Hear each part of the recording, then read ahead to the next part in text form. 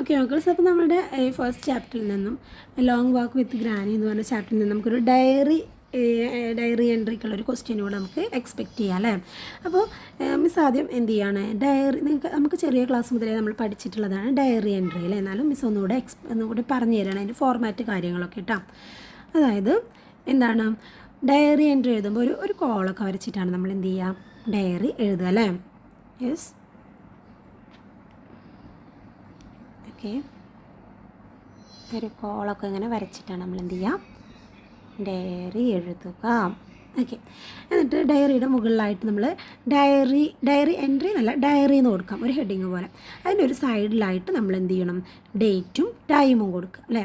അപ്പോൾ ഏതെങ്കിലും ഒരു ഡേറ്റ് കൊടുക്കുക, പിന്നെ ടൈം. കൂടുതലും നമ്മൾ നൈറ്റാണ് ഡയറി എഴുതാറുള്ളത്. അപ്പോൾ നമുക്ക് ഏതെങ്കിലും 10 PM എന്നോ അല്ലെങ്കിൽ ഏതെങ്കിലും ഒരു ടൈം കൊടുക്കുക, 9:30 എന്നോ ഏതെങ്കിലും ഒരു ടൈം കൊടുക്കുക. ഓക്കെ, ഇത്രയേ ഉള്ളൂ ഡയറിയുടെ ഫോർമാറ്റ് അല്ലേ. ഒരു കോളം വരയ്ക്കുക, ഡയറിന്ന് മുകളിൽ കൊടുക്കുക, ഡേറ്റും ടൈമും കൊടുക്കുക. പിന്നെ ഡയറി എഴുതുമ്പോൾ എപ്പോഴും ശ്രദ്ധിക്കുക, എന്താണ് 3 പാരഗ്രാഫ് പോലെ എഴുതാൻ ശ്രമിക്കുക. അതായത് പാരഗ്രാഫ് മീൻസ് ഒരു 3 പാർട്സ് ആക്കാൻ ശ്രമിക്കുക.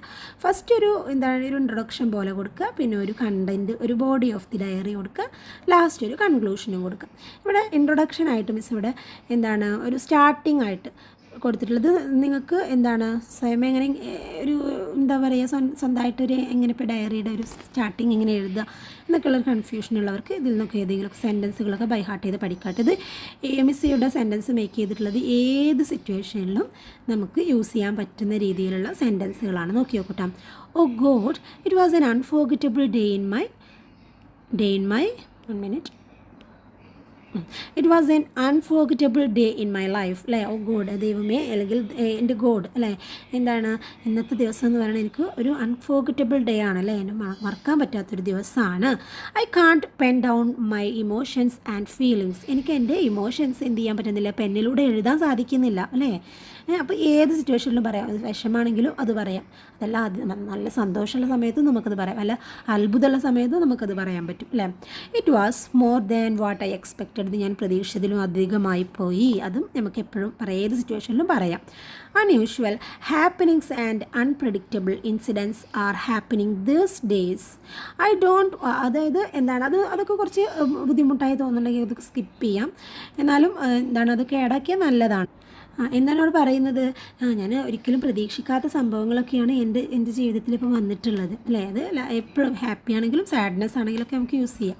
I don't know what I am waiting for the next one in my life. എനിക്കറിയില്ല ഇനി എൻ്റെ ലൈഫിൽ അടുത്തത് എന്താ വരിക എന്നുള്ളത് എനിക്കറിയില്ല. But I know God is always with me. എങ്ങനെയായാലും എപ്പോഴും ഗോഡ് എൻ്റെ കൂടെയുണ്ട്.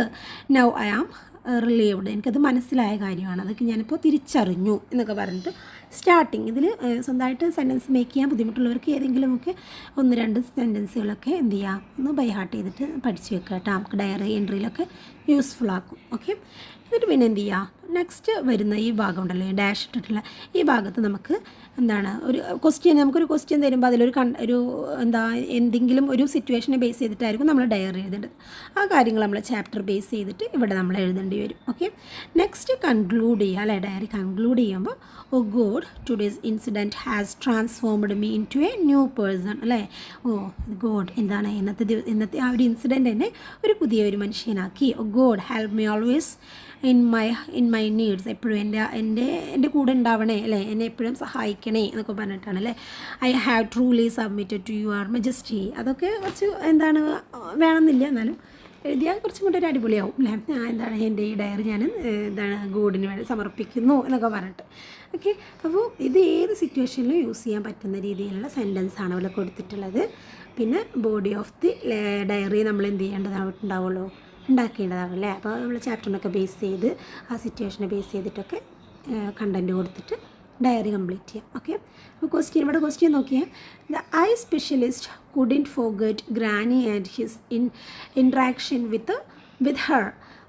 He recollect the encounter in his diary or write the likely diary entry അല്ലേ. ഇവിടെ എന്താ ക്വസ്റ്റ്യൻ എന്താ പറഞ്ഞിട്ടുള്ളത്, നമ്മളുടെ ഐ സ്പെഷ്യലിസ്റ്റിന് മറക്കാൻ കഴിയുന്നില്ല അല്ലെ, ഗ്രാനീനേറ്റും ഗ്രാനിയുടെ ഗ്രാൻഡ് സണുമായിട്ടുള്ള ആ ഒരു ഇൻട്രാക്ഷൻ, അവർ തമ്മിൽ അവരോട് എന്താണ് ഗ്രാനി ഡോക്ടറെ വിസിറ്റ് ചെയ്തതും അവർ തമ്മിലുള്ള ഇൻട്രാക്ഷനും കാര്യങ്ങളും അവിടെ കുറേ ഫൺ എലമെൻറ്റ്സ് ഒക്കെ വന്നിട്ടുണ്ടായിരുന്നു അല്ലേ, മ്യൂസിയത്തിലേക്ക് കൊടുക്കായിരുന്നു, അങ്ങനെയുള്ള കാര്യങ്ങളൊക്കെ നമ്മൾ ഡോക്ടർ പറയുന്നൊക്കെ ആയിട്ട്. അപ്പോൾ ആ കാര്യങ്ങളൊക്കെ ഒരു നല്ലൊരു എന്താണ് ഗ്രാനി ഡോക്ടർക്ക് ഭയങ്കരമായിട്ട് ഇഷ്ടപ്പെട്ടിട്ടുണ്ടായിരുന്നു അല്ലേ, ആ ഒരു ഗ്രാനി എന്ന് പറഞ്ഞ ആ ഒരു പേഷ്യൻ്റ് അതിൽ വന്നതും ഒക്കെ ആയിട്ട്. അപ്പോൾ ഒരിക്കലും മറക്കാൻ പറ്റുന്നില്ല ആ ഒരു സീക്വൻസ്. അപ്പോൾ അതെല്ലാം ഓർത്തെടുത്തിട്ട്